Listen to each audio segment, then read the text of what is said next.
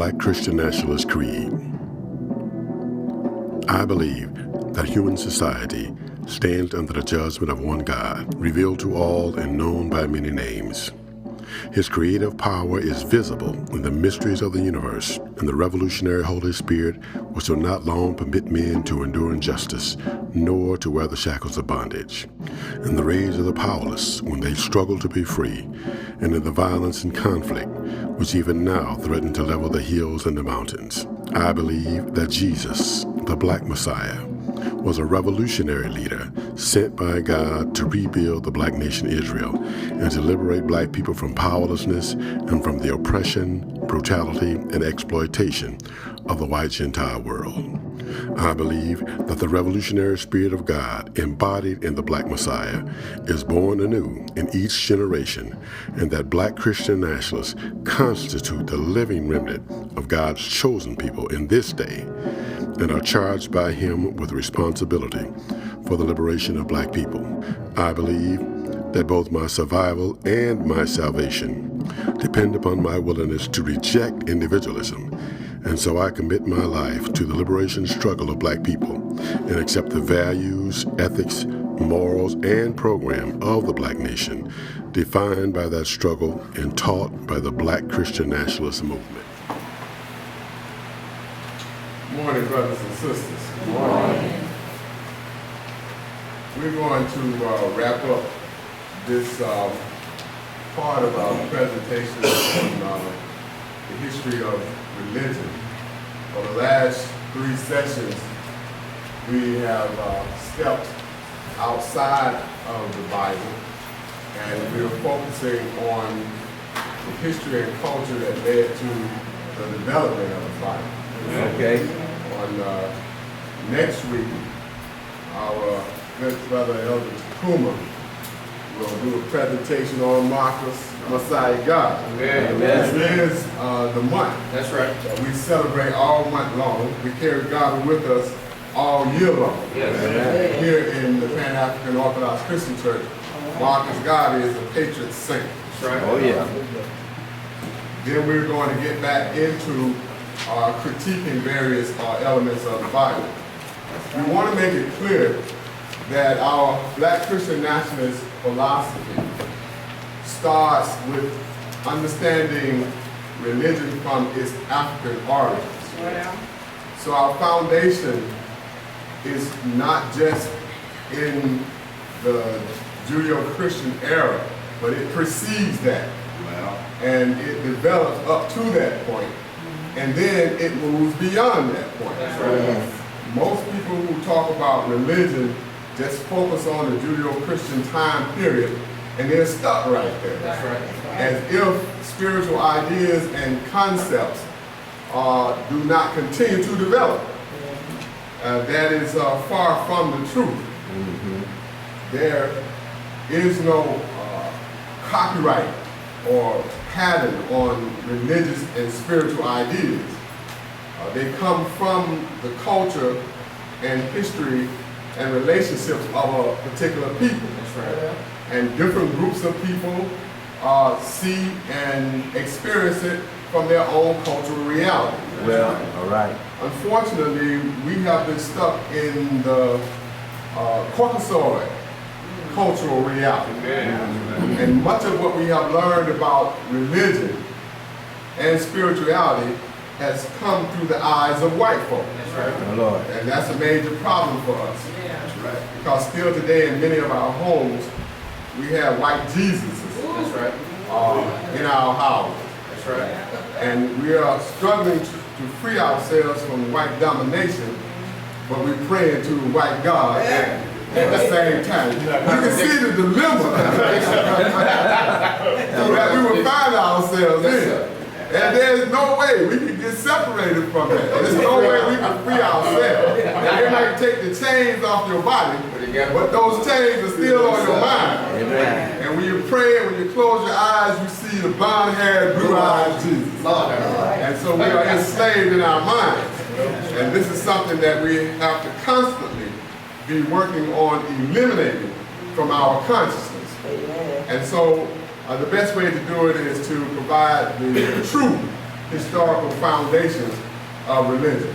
Now, most of us can basically agree that, based on modern science, that human beings, as we know ourselves today, no matter what ethnic group you belong to, the origins of humanity comes out of Mother Africa. And oftentimes in our educational system, they don't want to focus on that. They want to have us start our understanding of history with the Greeks and the Romans, and then they move on through European perspective of what history is all about. That is his story. It is not our story. So today we want to kind of wrap up this three-part series on the African origins of religion and Christianity. And let us start off with one of our Grand Master Teachers' perspective on this, to just kind of give us an overview of what we have already talked about. Right? The Christians took the whole Christian Bible, the Old Testament and the New Testament, out of the Egyptian Book of the Dead. So if you want to go to the source, don't go to King James. Go to ancient Egypt and you got a Bible that's 10,000 years older than anything that these Christians have. You have students going through college, graduating with a degree, and then they can't even write their own name. I began to study the history of Africa, particularly the history of Ethiopia and Egypt. You go back and study the ancient history of Egypt, and especially the religion of ancient Egypt, and they had a Bible.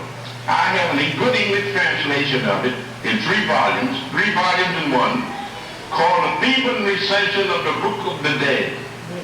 And in this, you take this Egyptian Bible and compare it with the King James Bible, which is popular among the Protestant denomination in the United States. And you study the Egyptian Bible and you study the Christian Bible. The Egyptian Bible goes back 10,000 years. The King James Bible only goes back about 300 years. And then you study these 2 books and compare them, and you find out that the Christians took the whole Christian Bible, the Old Testament and the New Testament, out of the Egyptian Book of the Dead. Okay, so that's the foundation that we're standing on, and as a part of a Black Christian nationalist reality, part of our uniform is the that takes us back to this foundation. And we provided you with a handout for the series that comes directly from Black Christian nationalism. You have a copy of it in your chair, and it is part 5, We Define Our Own History. And this is at a conference that was done at the Mother Shrine, where our first holy patriarch, Jeremiah Baby Ajima, invited in a friend of his, Dr. Yosef Ben Dr. to do a couple of lectures at that conference. And it is recorded in the back of the book of Black Christian nationalism. And so this is our continuation of the Bible, if you will, from our own cultural perspective. And as I have said in the previous classes, for us, this is the New Testament. Yes. We are not stuck on or grounded in the Greco-Roman New Testament. That's right. Because that's coming from a Greek and Roman perspective. Mm-hmm. And we know, based on the history, that they were the oppressors of the Black nation. Mm-hmm. So as we free ourselves from the yoke of white oppression, we continue to develop spiritual ideas and concepts. And of course, one of the leading spiritual communities, not only in America, but in the world, is Black Christian nationalists. Oh yeah. So I put together a little PowerPoint, and I want this last part, I want to focus on scripts that lay the foundation for the first writings or spiritual writings that we find. We've dealt with some of the other realities, and I want to wrap up today on the reality that African people were the first people to write. And so we were the first then to pen spiritual and religious ideas in writing. And those writings eventually led to what we would call the Old Testament, and then from there we moved on forward. So we simply asked ourselves then, when we asked the question, well, what scripts were the earliest biblical writings written in? We identify those scripts, and then we find out that their foundation is in Mother Africa. And so let me kind of highlight this as we move through this PowerPoint. We start off with the basic idea again that humanity evolves out of Mother Africa. So of course the language system then also comes out of Mother Africa. We talked about at least a 200,000-year-old history of modern human beings evolving out of Africa. And of course, as modern human beings move through time, we develop language systems. And so the earliest language system then comes out of Mother Africa. It's generally referred to as the Afro-asiatic language system when you start doing research in linguistics. We have to understand, however, that both concepts, African and Asiatic, we're talking about black people. Right. The first people on the planet come out of Mother Africa, and as we migrated to the east and began to populate Asia, the first civilizations and the first humanity in Asia were also African people. Right. And you can still go to Asia today and see that the foundation of Asiatic culture comes from an African origin. We move on then to say that the Afro-Asiatic language family includes ancient Cushitic and Ometic languages, and that takes us to the highlands of Ethiopia, the foundation of human culture and civilization. Moving down the Nile, as history goes for over 4,000 miles, we come down to what we would call, most people refer to as Egyptian, but that's ancient Kemetic civilization from what we call it. Egypt is a Greek word. And then the Cushitic. Cushitic takes us over into the Tigris and the Euphrates, where Ur of the Chaldees is located, the Sumerian people, and where the first Hebrew, Abraham, comes from. So that covers that area as well. And then the Berbetic scripts would basically deal with North Africa. And then generally it is referred to as a Semitic language system. So we have to understand Semitic. The root word to Semitic is semi, which means mixed with something. You got one part of something and something else. And always the foundation is black folk. You can't get around that. And so what they try to do in the English language system is remove you from Africa and give you these other terms to make you think that this is something else, when still this is you. All of the Semitic language branches are akin to grow out of the Afro-Asiatic or the African language family. And as the first people, even the European language systems come out of Mother Africa as well, because they come out of Mother Africa at an earlier time period.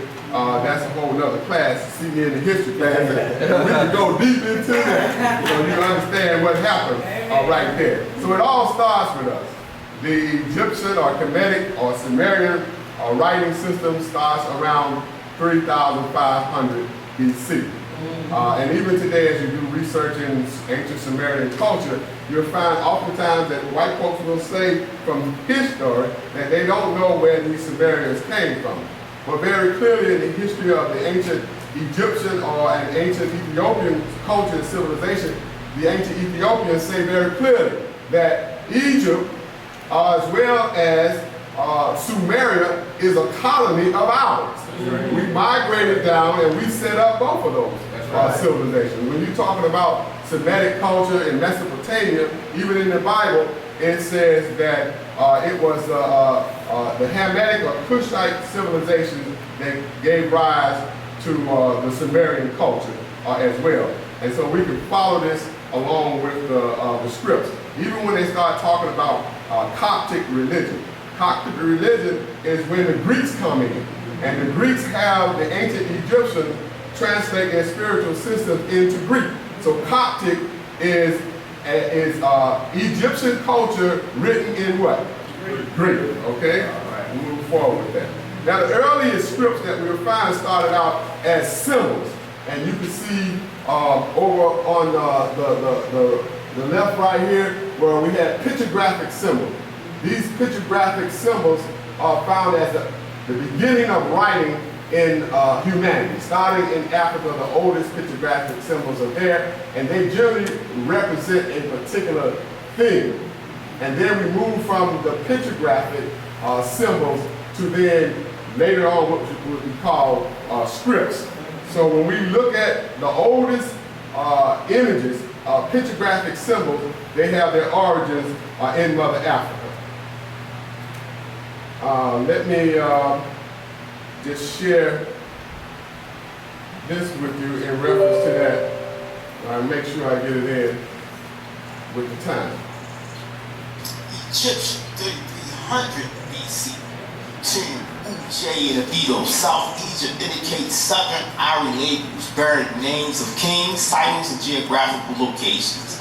The estimation date, according to Gunther Mayer, the archaeologist who excavated these labels, estimated 3300 BC by radiocarbon isotopes, making these Iron labels the oldest written language on the planet Earth. According to Jacome Carr, a professor of Egyptology, proves that the writing system found in Tomb Uj was a complete writing system. This find pushed back the dates of Egyptian history without speculation. So when y'all check out those sources, y'all will see top scholars state that this find actually made the dates to Egyptian writing chronology and the Egyptian dynasties further back in time. So this added an extra 700 years to the prehistoric and a dynasty that they were reconstructing with certain evidence. So as you see here, around in Egyptian, this is a full-fledged writing system. And this writing system will be expounded upon in the next slide. As you see, Egyptian 33, it says 3300 BC, our labels. And it says the hieroglyphic writing system was already in use during 3300 BC. Mayer, 3400 BC. Dr. Obenga, 3320 BC. Professor Cole, it had already applied the Rebus principle, symbols that represented phonetic signs instead of pictographic and petroglyphic proto-writing. This system was already developed to represent numbers, place names, and king names. 160 small tags was found. The inscription was incised with two types of large characters, animals, or trees. The meanings relate to types of content in a vessel, the place name of origin, or the person it belonged to. In most cases, it represented the person it belonged to, which means that it applied the Rebus principle.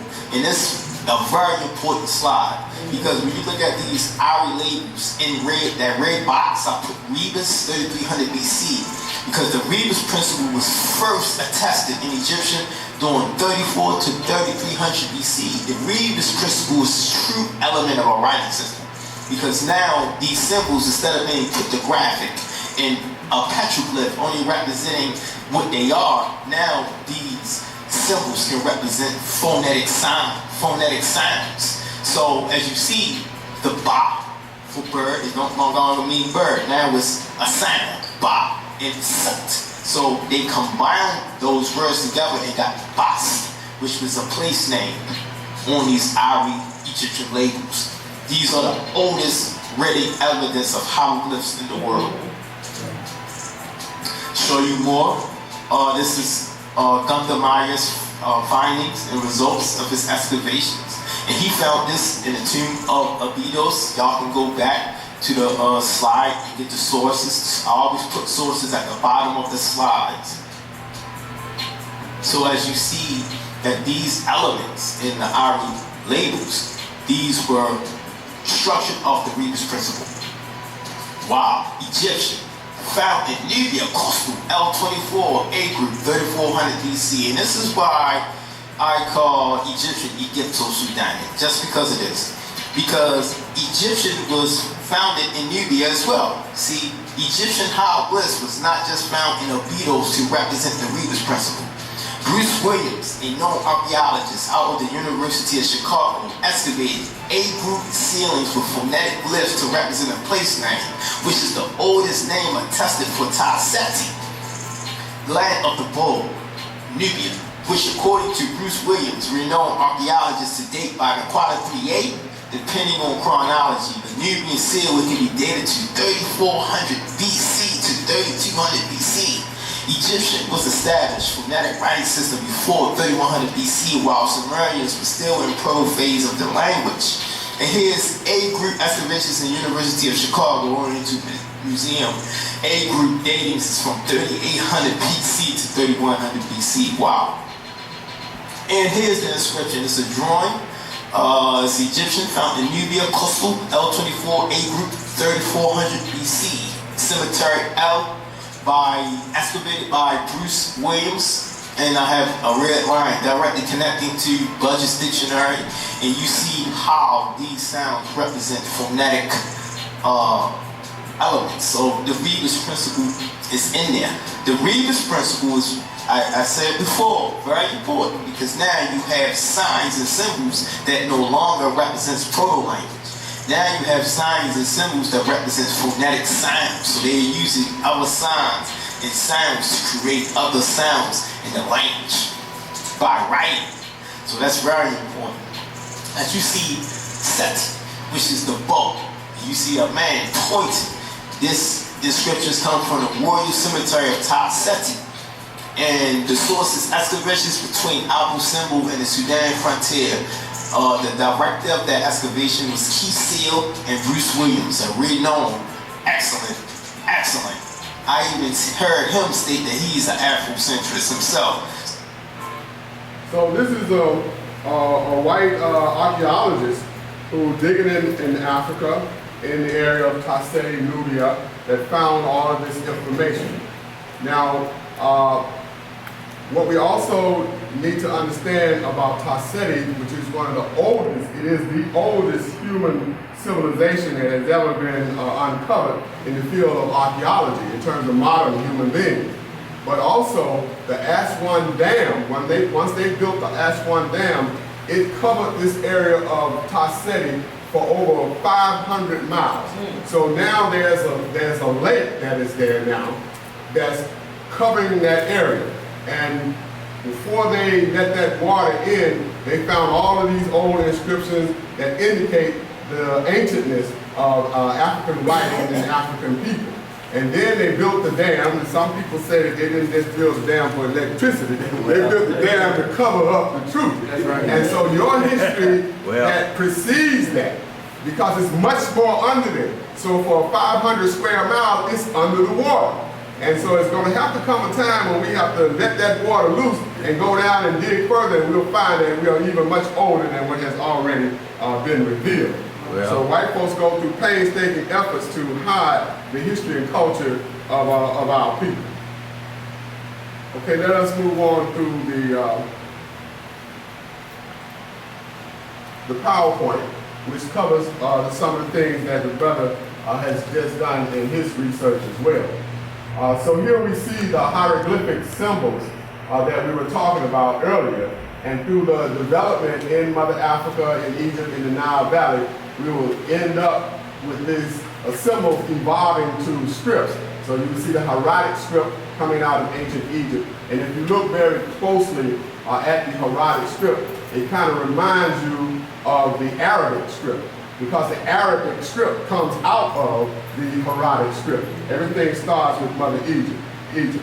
So we're moving from pictographic symbols then to actual scripts, and these are found in the Proto-Ethiopic script right here. It's in Egypt. In Ethiopia, when they say proto, that means that what came before, and then this is the fully formed script as it continues to evolve. So when you get into the area of linguistics, you begin to be able to clearly document the development of early writing systems. Now, this has nothing to do with Europe in any way. They're not even on the timeline as a human civilization yet. When we talk about 3,400 BC, you don't have the Greeks on the historical record as a civilization until 1000 BC. So we're talking about at least 2,400 years before we even talk about a Greek or a Roman. Oh, yeah. You have been developing these systems, foundation for the development of writing in the Nile Valley. Then we're looking at here the Ge'ez Ethiopian calendar, which is one of the earliest representations of the solar system. Oh, yeah. Most of us related to the zodiac today. And it is found in the Nile Valley, and they can be dated as far back as 4000 BC. And so you can then see the Ethiopian script around the edges of here, showing that we were already writing at this earlier time period. Some of the archaeological artifacts that we have found related to this calendar is found on stone tablets right here, and these date back to at least 1000 BC and earlier, and much earlier. These are just the script that you see already written at a time that we're the only people writing in the ancient world. White folks have not even developed writing systems at this time. And so this journey will then lead us to what is referred to as the Old Testament. So you see these scripts right here, the Ge'ez, Hebrew, Ethiopian script, and then if you look very closely at them, in the next slide you can see them right here represented as what? Hebrew. Old Hebrew. Okay? And so oftentimes I will have the class kind of go through some research and pull up these ancient scripts to see their comparisons. So you have the development of the Ge'ez script to what will become the Hebrew script, and all of this is happening in Mother Africa.